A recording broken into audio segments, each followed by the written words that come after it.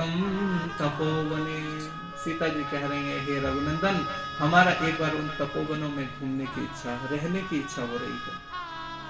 और जब ऐसी बात सुनी भगवान ने, तो उन्होंने कहा, वैदेही तुम बिल्कुल निश्चिंत रहो, जल्दी ही वो समय उपस्थित होगा। और विडंबना की बात यह है कि धन्य है मैया सीता, गर्भ के समय इनको किसकी याद आ रही है? संतों की याद आ रही है और गंगा मैया की याद आ रही है। आजकल जिस स्थिति में लोगों को चाट पकौड़े और सिनेमा घरों की याद आती है, लेकिन मैया सीता को गंगा जी का आश्रय याद आ रहा है, क्योंकि गंगा भक्ति है। और तुलसीदास जी रामचरितमानस में वर्णन कर रहे हैं, पहली भगत क्या है? प्रथम भगत संतन कर संगा। पहली भक्ति है संतों का संग। आज मैया को वो दोनों ही भक्ति याद आ रही है, भक्ति श्री गंगा मैया का आश्रय और संतों का सानिध्य। क्योंकि मैया को आज पुत्रों को जन्म नहीं देना चाहती हैं, वो तेजस्वी राजकुमारों को जन्म देना चाहते हैं, जो रघुकुल के राजकुमार होंगे। और यहां पर प्रश्न उठता है, तो क्या यह सब काम अयोध्या के राजमहलों में संभव न था? अरे जिस देश का राजा स्वयं भगवान श्री राम है, क्या उनके राज्य में कोई संदेह है? और जहां वशिष्ठ जी जैसे महात्मा विराजमान हैं, तो क्या उन जैसे संत क्या फीके पड़ जाएंगे? नहीं नहीं, यह काम तो अयोध्या के राजमहलों में भी हो सकता है, तो भी नहीं किया। क्योंकि राम जी तो राम विग्रहवान धर्म, राम तो साक्षात धर्म है, राम जी के आश्रम में किसको डर? परंतु इस समय अवध का वातावरण मैया जानकी जी के अनुकूल नहीं है। इस दुनिया में किसी ने राम जी को नहीं छोड़ा, इन्होंने सीता जी को छोड़ दिया। नहीं भैया, व्यक्ति को बुद्धिमान होकर के इस बात पर गंभीरता से विचार करना चाहिए। अरे सीता जी का राम जी के प्रति वो प्रेम है कि 14 वर्ष का वनवास राम जी को हुआ है, सीता जी को नहीं हुआ है। और राम सीता जी सारे राज्य को छोड़ करके वन वन भटकने को तैयार हैं। और राम जी का मैया के प्रति कैसा प्रेम है! एक आबाद पुल, समुद्र पर भी जिन्होंने पुल बांध दिया, एक प्रिया ने अपनी प्रिया को पाने के लिए। आश्चर्य है, लोग आज प्रेम का प्रतीक ताजमहल को कहते हैं, मेरी नजरों में तो वो राम सेतु है, जिन्होंने अपनी प्रिया को पाने के लिए एक ब्राह्मण से युद्ध करने के लिए बंदरों से दोस्ती कर ली। तो उनके प्रेम में संदेह कहां? इसलिए सीता शोषित स्त्री नहीं है, सीता तपस्वी है। मुख्य बात यह है कि एक धोबी के कहने से मर्यादा पुरुषोत्तम राम ऐसा करेंगे?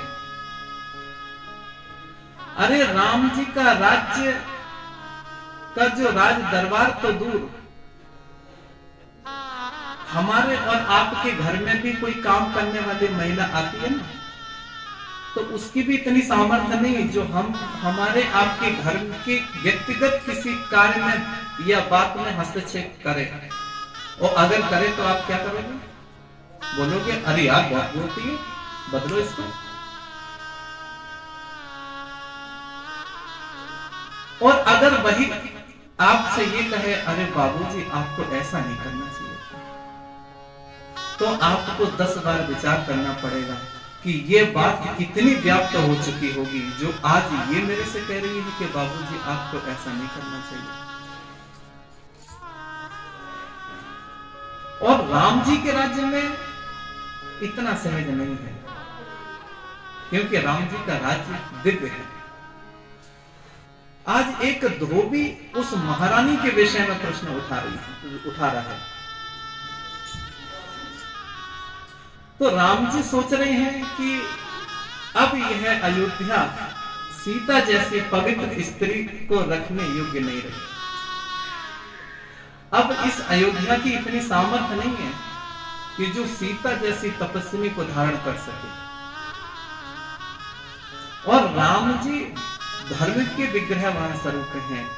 राम जी सोच रहे हैं कि अगर ऐसे वातावरण में अगर मैया सीता जानकी जी अगर बच्चों को जन्म देते हैं तो अयोध्या के वातावरण का उन बच्चों पर कितना प्रभाव पड़ेगा।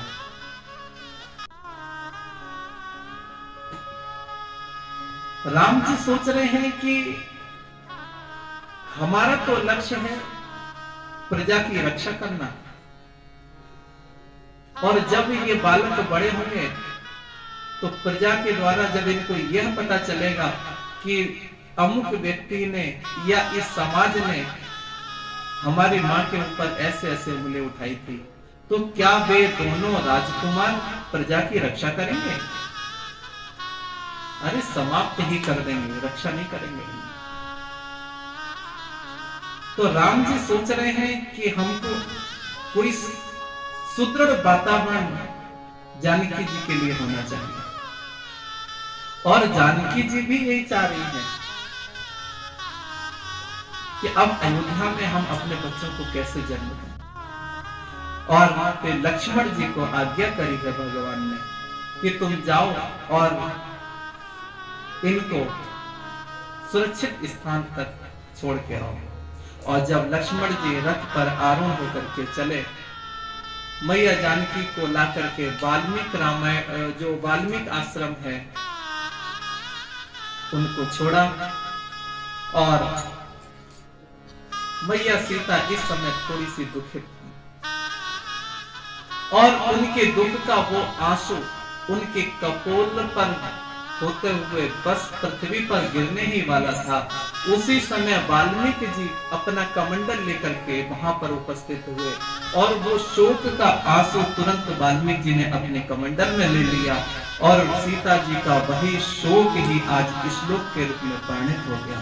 यही है श्री राम कथा। वाल्मीकि जी लिख रहे हैं कि आज हम राम जी का चरित्र नहीं लिख रहे हैं, कह रहे हैं सीतायास चरितम है। मैं कथा सीता जी की लिख रहा हूं, राम जी तो बीच में आ गए हैं क्योंकि वो उनके पति हैं। चरित्र तो मैं सीता जी का लिख रहा हूं, सीतायास चरितम।